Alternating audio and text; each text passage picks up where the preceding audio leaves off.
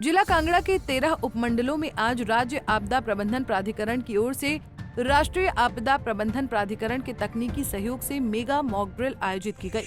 जिले में रिएक्टर पैमाने पर 8.0 की तीव्रता वाले भूकंप के परिदृश्य का अलर्ट जारी किया गया। इस भूकंप के कारण जिला के विभिन्न स्थानों पर होने वाले नुकसान की सूचना जिला इमरजेंसी ऑपरेटर सेंटर को प्राप्त हुई। इसके तुरंत बाद जिले में IRS सक्रिय हुई। सबसे पहले नुकसान वाले स्थानों पर स्थानीय समुदाय की प्रतिक्रिया देखी गई। उसके बाद बचाव दलों को घटना स्थलों के लिए रवाना किया गया। धर्मशाला में भी आपदा प्रबंधन पर मेगा मॉक ड्रिल का आयोजन किया गया। मॉक ड्रिल में भूकंप से DRDA भवन से घायलों की टीमों की ओर से रेस्क्यू किया गया।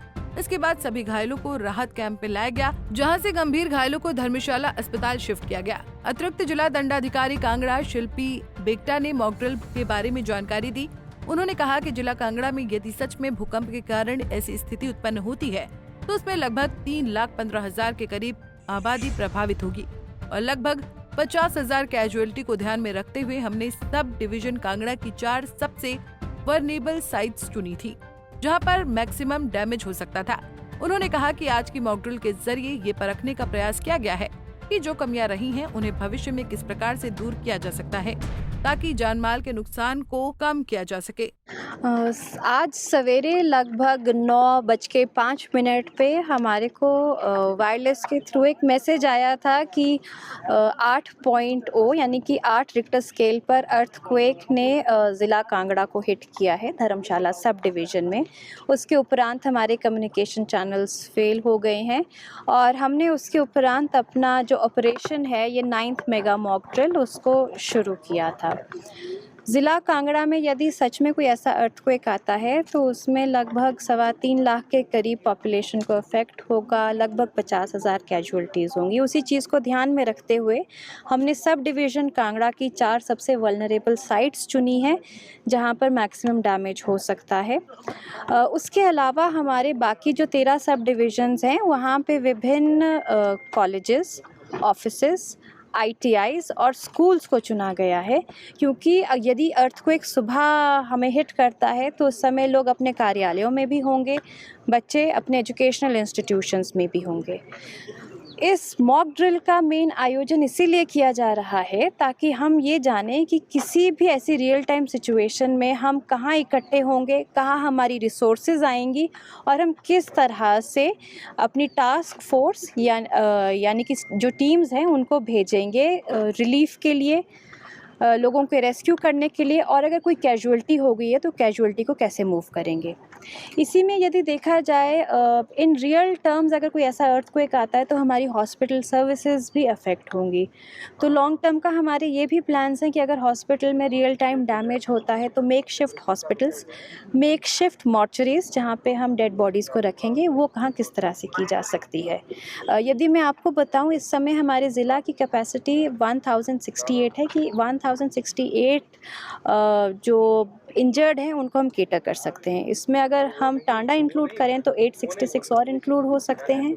अगर हम इसमें पपरोला आयुर्वेदिक हॉस्पिटल को इंक्लूड करें तो लगभग 400 और बढ़ेंगे, यानी कि 1200 से हम इंक्रीज़ करेंगे, और मिलिट्री हॉस्पिटल योल को अगर हम इंक्लूड करते हैं तो 200 और हमारा होता है।